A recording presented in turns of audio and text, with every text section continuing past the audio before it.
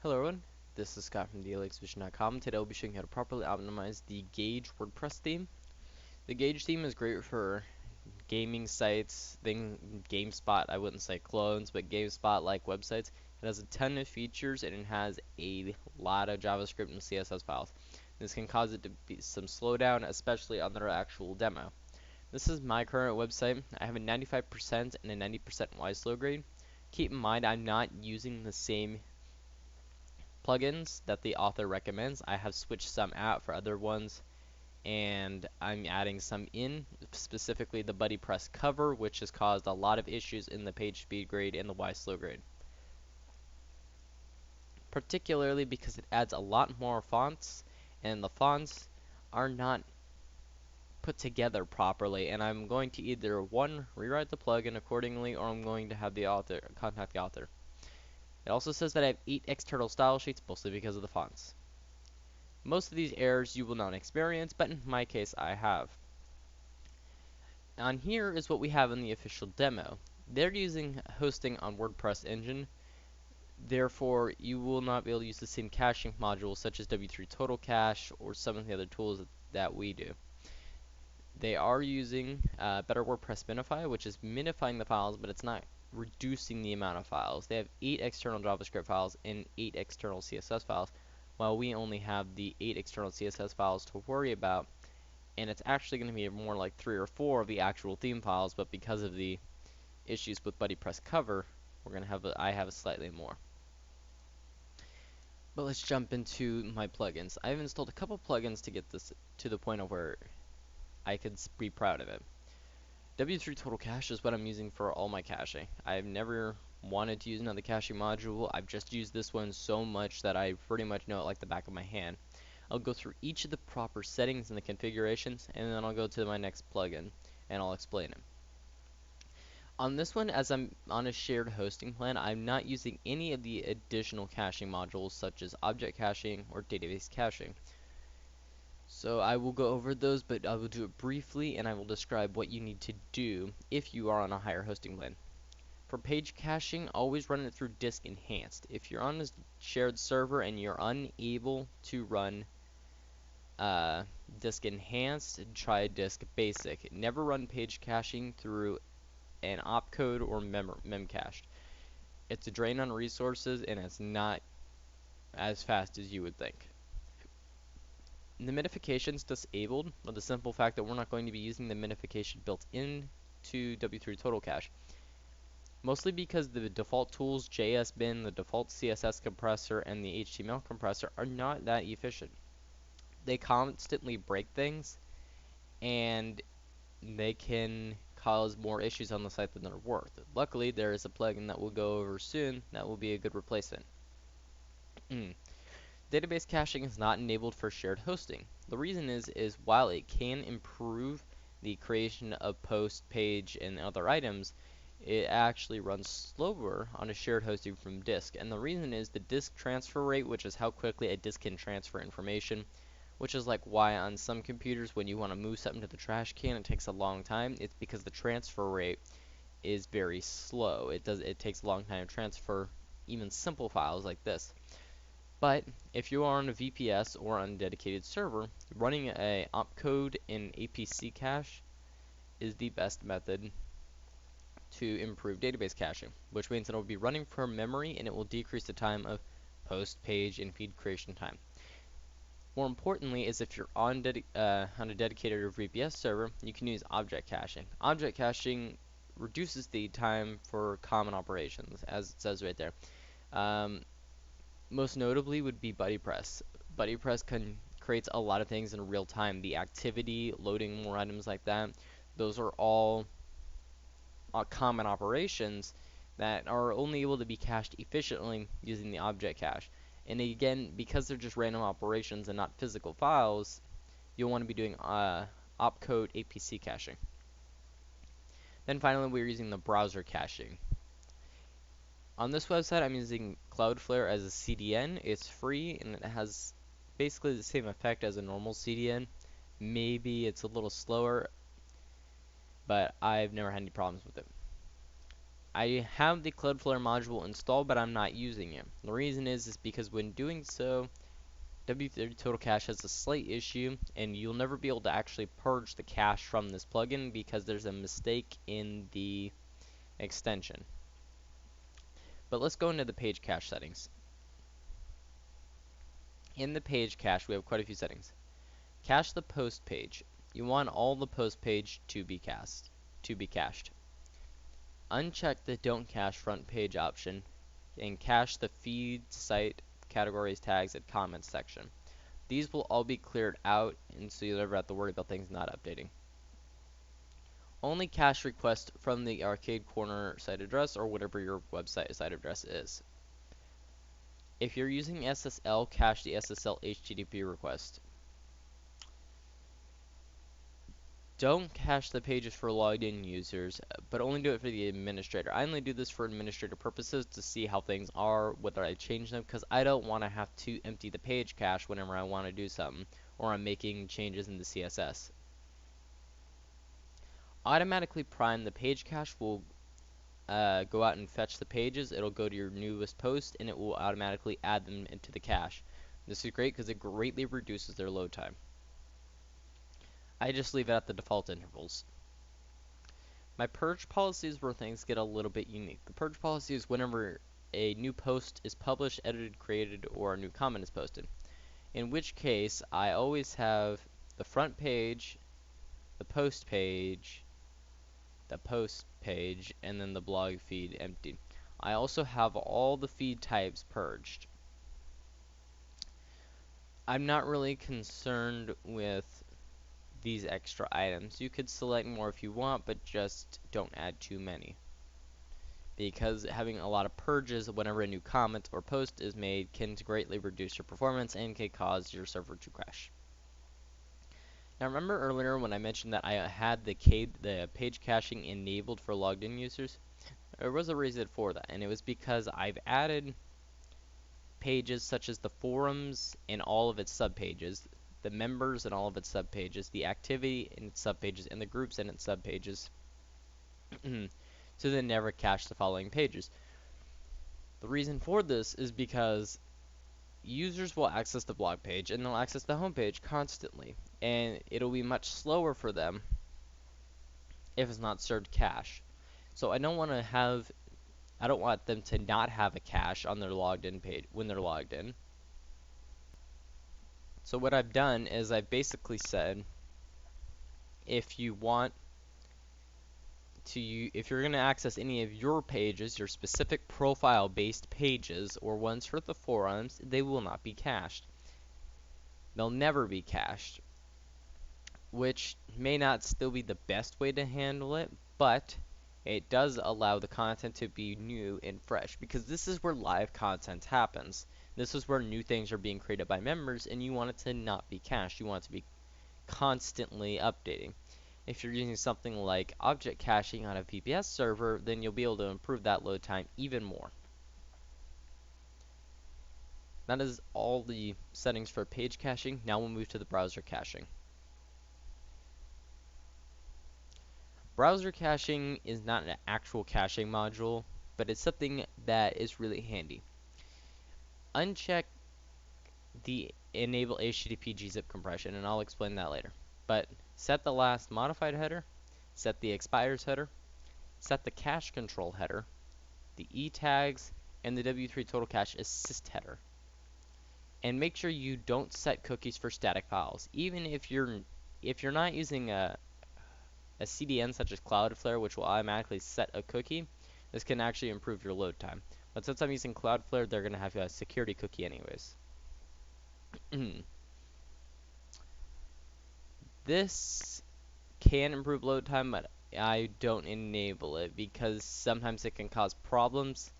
As noted, file for not first, some files created on the fly, blah blah blah. I never would check this.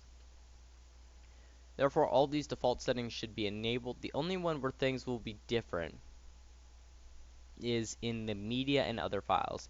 Media and other files includes images, videos. Make sure you uncheck gzip compression. You never wish to gzip compress a image because it doesn't actually reduce its file size. In fact, gzipping images can actually make the website slightly slower or just increase the amount of resources on the server. Because you could try and gzip a large file like a video or an image, but it won't actually reduce its size. So the server's having to go through and calculate and try to gzip this thing, and you're not getting any benefit out of it if you were just to serve it normally. So never enable gzip for anything other than the CSS and HTML and the JavaScript and XML and so on and so forth, because it doesn't actually benefit you. You won't even get a warning if you don't enable this because they're not text-based files. Frankly, I don't know why that's even an option in the first place. Now that we've gone through and we've completely looked over W3 Total Cache, you're going to meet a new plugin. Many of you probably have not used this one, and it's not the same one that they're using on the Gauge.wordpressengine.com website. It's actually AutoOptimize. AutoOptimize is one of my favorite tools because even though it's super simple and makes it auto, it's extremely powerful and has a lot of tools and functionality in it. However, because of this theme, we're going to have to solve some issues. Number one, you can basically go through and check all of these. Optimize the CSS, generate the data URLs for images, and these are the default settings that you should be running. You can add the try-catch wrapping or not. I've never seen any performance difference. In fact, I haven't seen this thing ever be useful because it only works in very specific things.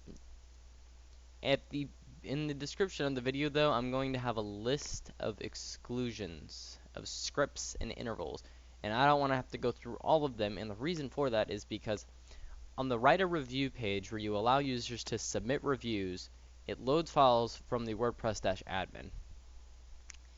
And the editors do not play well with this. In fact, they're not supposed to be compressed. So the only real option is to go through and exclude them. There's also a slight issue with caching. AutoOptimize has a built-in caching module, which just saves the styles and scripts as a static file on the server. But there's a slight issue in this theme, and that's because there's a dynamic JavaScript that changes either on page load or something. While normally that's not a performance issue, it becomes an issue for your server because you'll end up with 10,000 plus cached styles and scripts, even if your website is only has 100 pages. I actually had this issue, and then I realized, and I found the JavaScript that was causing the problem. The only real way to fix that is you have to write a plugin to exclude the including of JavaScript in your combined files. For instance, on the website, when you go here, we have our CSS files. Something that you're not going to see is you're not going to see any inline styles unless they're specifically needed by the WordPress core or some reason that they're not being pulled in. They're all in here, and that's because all inline styles and all inline JavaScript gets pulled into the files. The reason that this is done is because it solves dependency issues. For instance, I had a site where they were using a really poor implementation of lazy load. And lazy loading, and the lazy loading script was causing a problem. It was if I did not inline the lazy load, it was breaking things. If I told the plugin to pull all the lazy load in, then what happened was is because they were dynamic and changing on every reload, the cache and the scripts went way out of size. They were just generating thousands and thousands and thousands, and it was causing all sorts of problems. Eventually, I just said that you can't do this and have this, so they're going to have to rewrite the lazy load. It's the same principle here. Certain scripts are not able to be pulled in or also just keep generating a new version of it. Some query, some string, something slightly different is causing it to be a new JavaScript to the plugin. So you'll want to exclude it, and I'll include my script in the bottom, in the bottom section in the comments. This plugin also will solve query strings. Query strings are just little appends, like you'll see a question mark at the end of a source or a JavaScript file. And while it's not a performance issue, it is slightly annoying because some proxies do not cache them. This is a super lame, naggy thing, but it's a super easy fix as well, and my plugin actually removes them as well. um, this plugin does one more thing that you can try, and I don't recommend it because it can break things. It's the inline and defer CSS. When you inline and defer CSS, you actually make your website appear faster. It may be slightly faster in load time. You'll mostly notice it if you're on the if you're on a mobile device. But the fundamental issue is it breaks things. You have to find the critical CSS path, and if you don't do it correctly, things will break. Without a doubt, things will break. And I haven't found a proper way to do it yet because the home page uses a different set of styles. It has a different critical CSS path than, say, the post page. So it requires a lot of work and a higher technological understanding on how to do this, and it's a lot of trial and error because you only get one inline and defer option in here. While this is great for like the basic 2012 theme, when you're using something as complicated as this, you're not going to have the option to do that. You're going to have to write into the API of this plugin, and you're going to have to play around. So your site will definitely not get 100% on the page speed grade, but your load time will be much lower than it currently is. That being said, there are a couple more things that I want to show you about this theme and a couple other plugins that I use. One of them is called Rocket Lazy Load. It has no admin menu and it just adds lazy load. It's the same script that is used by the people who created WordPress Rocket. Rocket Lazy Load will automatically lazy load all images. That's wonderful because it means that images are not being loaded until they're in the user's viewport. So if the image is at the very bottom of the page, the user will have to wait until they scroll for the image to load. Therefore, the load time will be drastically lower, especially on the first page, because you don't want someone to have a slow load time when they're first loading onto the website. And while this isn't a technical speed improvement, it does make the website faster because it's not loading as many bytes. There may be more requests, but there aren't as many bytes, and the page size will definitely go down, and that's what you're looking for. The final plugin is EU Image Optimizer, which does have a menu. EU Image Optimizer is absolutely wonderful. What it does is it allows all of your images to be compressed on upload, even the ones for BuddyPress and other files. The basic settings here is always lossy PNG optimization and remove metadata. You want metadata to be removed always because it's useless. Unless you're a photographer or someone who's running a photography site, you will not need metadata because it serves no real purpose to the users unless they actually need it. Yoast published an article stating that it might be useful for SEO reasons, but typically it's only useful if you're doing an image site. And for the basic assumption, this theme was not built for a photography website. The other things that you could do is go to the advanced settings. You could do it on level 2 or level 16 for the Opta PNG, but the chances are is you're not going to be using Opta PNG. You are not going to be using 240 trials. The level 2 optimization, which is 8 trials, is fairly good. I've never really needed to go higher than that. If you start doing 240 trials for the Opta PNG optimization, your server will start having issues and you will be limited, or they will limit your resources because you're causing problems. There's not a whole lot in terms of configuration for this plugin. The main thing you do is make sure that the schedule optimization is running. This is when images are added, whether you're uploading a new image or something's being added to, let's say, BuddyPress. you'll want it to be compressed right away to reduce load time and to give you more space on your server. Other than that, your website will definitely be a lot faster with this. The only other couple things you can do is go to your AR video embedder. The advanced responsive video editor has a couple settings. The default mode should always be lazy load. Lazy loading will make it appear as if it's got a play button on it, and whether you just think it looks cooler or not is not really the main concern here. It actually makes it faster. I've gone a step above and I've made it to where these images are actually just pulled in automatically. If I create a post where there's a video as the headline, I don't want to have to use the player as it. And that was an issue in one of the first iterations of the theme that I was having is when I had a YouTube video embed, it was extending way far out because I didn't have a featured image. My server's being a little slow. There we go. And as you can see, it works normal now. So what did I do to get around it? I have a plugin and it's called the video thumbnails. What happens is whenever I get a video, it will automatically pull in the thumbnail. I click a button and it comes up. I will automatically set the featured image and it's saved to my media library, which is then automatically compressed by Image Optimizer, which is great because what this is doing is it's saving DNS lookups.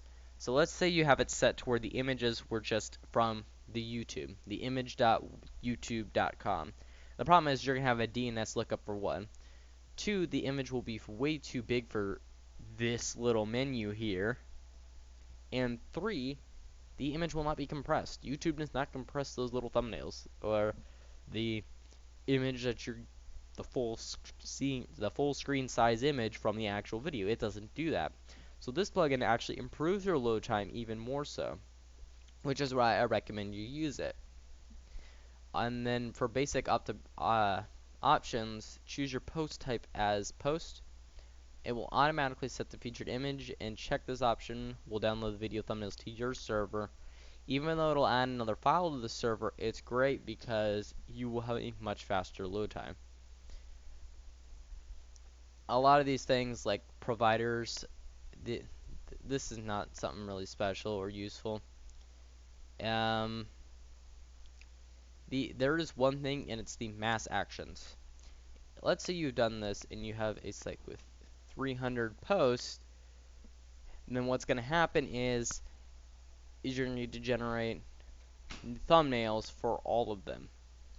So you're able to scan all of your posts, and it will only get the thumbnails for ones that's a video post. And if it doesn't have a featured image, then it will skip it. If there is a featured image, it will create one, and then it will add it as the featured image. This saves so much time if your site's already established.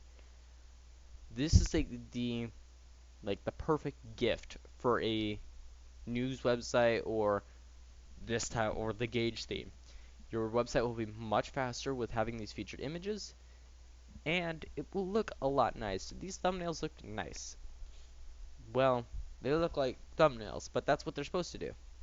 I don't need players or full-sized images slowing down the entire website.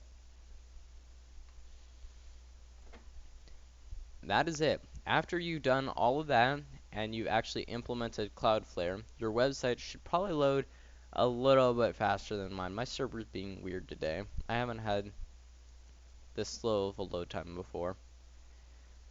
Your website will be fast, and make sure that any reference to I've become a slacker with it. See this image right here? It's right here on the default homepage.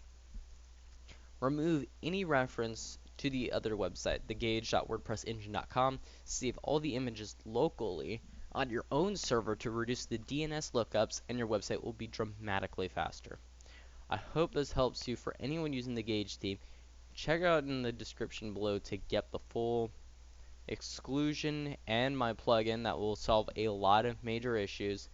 And thank you very much for watching, and goodbye.